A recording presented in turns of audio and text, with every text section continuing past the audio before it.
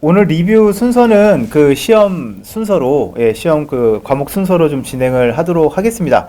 저는 여의도 중학교에 나가서 이제 응원을 좀 나갔었는데 다들 잘 보셨는지 모르겠습니다.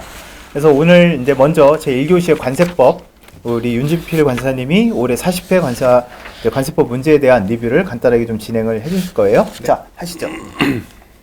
일단은 최근 그 출제 경향부터 시작해서 이번 시험 난이도가 어느 정도였는지 자료 보시면서 좀 말씀드릴게요. 일단 제가 공부했던 시절과는 다르게 최근의 트렌드가 기존에 좀 전통적으로 강조됐던 부가징수 파트는 좀 축소되고 또 보세구역도 축소되는 반면에 감면분납 환급이라던가 아니면은 거의 뭐 거들떠도 보지 않았던 십장, 세관공무원의 자료제출 요청 등 그다음 보칙 이런 데도 꾸준히 한두 문제씩 나오고 있는 그런 경향을 보이고 있습니다. 그래서 이번 시험도 마찬가지로 좀 두루두루 골고루 나온 경향으로 보시면 될 것 같고요. 두 번째 페이지 한번 열어주세요.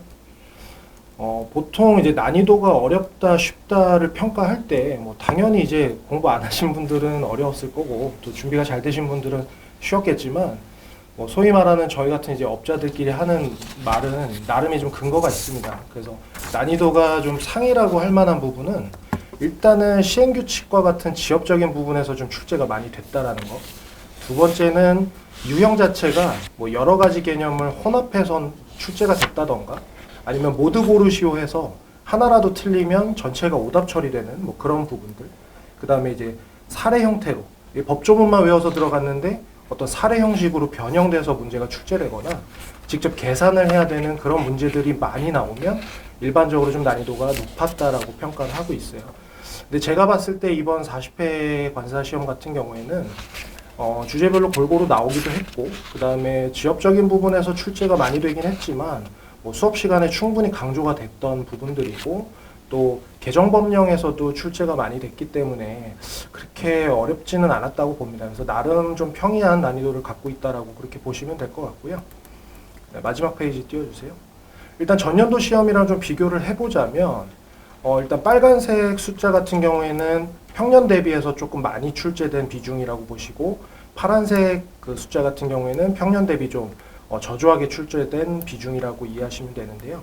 일단 총칙에서 올해 3문제나 나왔고요. 그 다음에 작년에는 한 문제밖에 안 나왔던 5장 납세자 권리 파트에서 3문제가 출제가 됐습니다. 그리고 10장에서는 이제 한 문제도 출제가 안 됐지만 벌칙에서 2문제나 출제가 됐고요.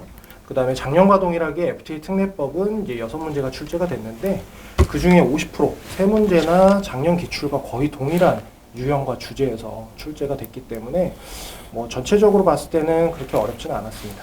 특징으로 보면 위원회 문제가 이제 2문제나 출제가 됐고요. 그다음에 실무적으로는 많이 다루지만 우리가 이론적으로는 잘 모르는 이제 AO 제도에서도 2문제나 출제가 돼서 그런 부분이 좀 전반적으로 특징이라고 할 수 있겠습니다. 자, 관세법은 보니까 학생들이 되게 많이 어려웠다고 얘기를 많이 하더라고요. 예. 근데 실제로 체감하는 거랑 난이도랑 점수랑은 또 다를 때도 또 있긴 해요. 어려운데 점수는 또 잘 나오는. 그래서 관세법이야 뭐 우리 1차에서 효자 과목이니까 다 잘 보셨을 거라 생각을 좀 하고 질문 있으면은 남겨주시기 바랍니다. 자, 그 다음에 이제 두 번째로 무형영어는 제가 좀 간단하게 설명을 드리도록 하겠습니다. 자, 무형영어는 사실 난이도가 3대 협약이 어느 정도 비중을 차지하느냐에 따라서 결정이 되는데 그 올해 같은 경우 3대 협약에서 이제 21문제나 나왔습니다. 반 이상이 나왔죠. 그래서 3대 협약에서 50점이 넘는 비중을 보이고 있고 기타 협약은 지금 작년과 비슷하게 17문제 정도가 나왔습니다. 그리고 이제 실무 개념을 물어보는 문제가 한 문제, 그 다음에 영작 독해 관련된 게 이제 한 문제 나왔다고 보시면 될 것 같습니다. 자, 그래서 무형영어는 작년이나 예년에 비해서는 그렇게 어려운 점은 없었던 것 같고요. 안정적으로 좀 점수를 확보를 하셨을 거라고 생각이 됩니다. 자, 좀 세부적인 걸로 좀 넘어가서 좀 보시면 그 올해 교수님 제일 오른쪽이 이제 빨간색 표시가 된 게 23년 올해 이제 기출문제인데 올해 출제하신 분들은 그 CISG를 굉장히 사랑하시는 분이었나 봐요. 9문제나 출제가 됐고 그리고 인코텀스하고 UCP에서 각각 6문제씩 나왔습니다. 그래서 3대 협약은 무조건 거의 다 맞춘다고 생각을 하시고 공부를 또 앞으로도 이제 하셔야 될 거고 그 다음에 기타 협약은 사실 들어가는 시간 대비 그 산출이 너무 좀 힘들기 때문에 반타작만 한다는 생각으로 좀 요령 있게 좀 이제 부분만 보고 들어가시는 걸 추천을 드렸고요. 그래서 그런 식으로 공부를 하셨던 분들은 안정적으로 점수를 많이 맞으셨을 것 같습니다. 자, 그래서 무형영어는 짧게 설명을 마치도록 하겠습니다. 이제 내국소비세법 할까요? 시험 순서가 그게 먼저인가? 네, 맞아요. 예, 그럼 내국소비세법이랑 회계학은 여기 유지연 회계사님께서 설명을 해주시겠습니다. 일단은 세법하고 회계학을 구분해서 설명드리는 건 아닌 것 같아요. 왜 그러냐면 항상 이제 말씀을 드리는 게 이 80문제를 80분 안에 풀어야 되는데 회계학에서 많은 시간이 소요되기 때문에 사실상 세법은 충분한 시간을 두고 충분히 문제를 풀 수 있는 여유가 없었을 거예요. 항상 25분 안에 여러분들이 그 시험 문제를 해결을 했어야 되는데 올해 세법 시험 문제는 작년도보다는 문제가 좀 쉽게 출제됐어요. 일단은 주세법에서는 주류제조 면허에 관한 법률이 빠지면서 작년부터 여러분들이 암기해야 될 대상이 확 줄었죠. 그러면서 주세법에선 출제된 문제들이 그냥 여러분들이 누구나 갖고 있던 그 교재만 충실하게 읽었으면 5문제에서 5문제를 다 맞출 수 있는 정도의 난이도였고요. 개별소비세법도 작년보다는 뭐 그 흔히 얘기하는 뒤쪽 파트죠. 우리가 이제 외워야 되고 지엽적인 부분들 그쪽은 아예 출제가 안 됐기 때문에 작년보다 상대적으로 개소세하고 주세는 좋은 점수를 얻지 않았을까라는 생각이 들고요. 부가가치세법 30문제에서는 과거에 출제되지 않은 과태료 등등의 문제가 좀 출제가 됐는데 상대적으로 계산 문제가 쉽게 출제됐기 때문에 작년도보다는 분명히 평균 점수가 한 5점 이상은 오르지 않았을까라는 생각이 들어요. 근데 이것도 25분 안에 문제를 해결을 해야 되는 그 압박감 속에서 문제를 푼다면 쉽게 출제되던 어렵게 출제되던 매년 학생들이 맞는 점수는 비슷했어요. 그래서 뭐 세법을 전체적으로 얘기하면 뭐 작년보다는 쉽게 났지만 크게 점수가 더 오를 만한 그런 부분은 좀 없지 않았느냐 해도 한 5점 정도 차이는 좀 났었을 것 같아요. 한 2문제.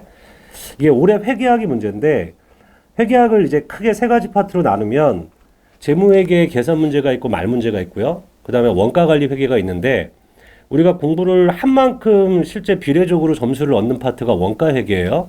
그래서 다들 원가회계에서 고득점을 얻으려고 노력을 많이 하는데 올해 원가회계에 문제가 어렵게 출제된 건 아니지만 시간이 많이 소요되는 문제가 출제가 됐어요. 예를 들어 종합원가 계산에서 선의선출법에서 끝까지 원가까지 계산해야 되는 완성품 환산량이 아니라 원가까지 계산해야 되는 부분까지 출제됐다는 건 원가회계 먼저 손을 댄 학생들한테는 굉장히 좀 시험에서 좀 황당한 일이 좀 벌어지지 않았을까 하는 생각이 들고요.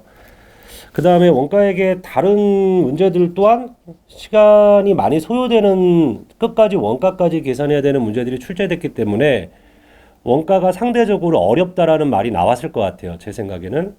근데 이제 반대로 또 얘기를 해보면 재무회계는 작년도에는 이론형 문제가 꽤 어렵게 출제됐는데 올해는 이론형 문제가 매우 쉽게 출제됐어요. 그래서 원가회계에서 부족한 점수는 아마도 이론형 문제를 대부분 다들 맞췄을 거라고 생각이 들고 올해 재무회계 계산 문제 또한 작년도가 요 근래에 가장 쉽게 재무회계가 출제된 해였는데 작년도 계산 문제랑 비교해 봤을 때 더 어렵다라고 얘기할 만한 건 없었어요. 물론 파트도 아주 골고루 출제가 됐기 때문에 특정 파트에서 문제가 더 출제됐느냐를 따지기는 좀 어려울 것 같고요. 중급회계를 뭐 챕터를 16개로 본다면 그 16개 파트에서 골고루 출제됐기 때문에 특정한 파트에서 몇 문제가 출제되냐는 저희들한테는 별로 중요한 정보는 아니고 총평을 하자면 재무회계 이론형 문제는 아주 쉽게 났고 계산 문제는 무난했고 원가가 시간이 많이 걸려서 상대적으로 어렵지 않았느냐. 근데 전체적으로 본다면 작년도하고 점수 차이는 크지 않을 거라고 생각이 들어요. 한쪽이 어렵게 나고 한쪽이 쉽게 나는 것들을 서로 좀 보완하는 그렇게 문제 구성이 됐기 때문에 작년도하고 좀 비슷하지 않았겠느냐. 그래서 그 세법하고 회계학을 얘기하면 세법이 작년보다는 좀 쉽게 출제돼서 작년보다는 조금 더 점수를 얻지 않았을까라는 생각이 듭니다. 뭐 여기까지 제가 설명드릴 만한 내용입니다.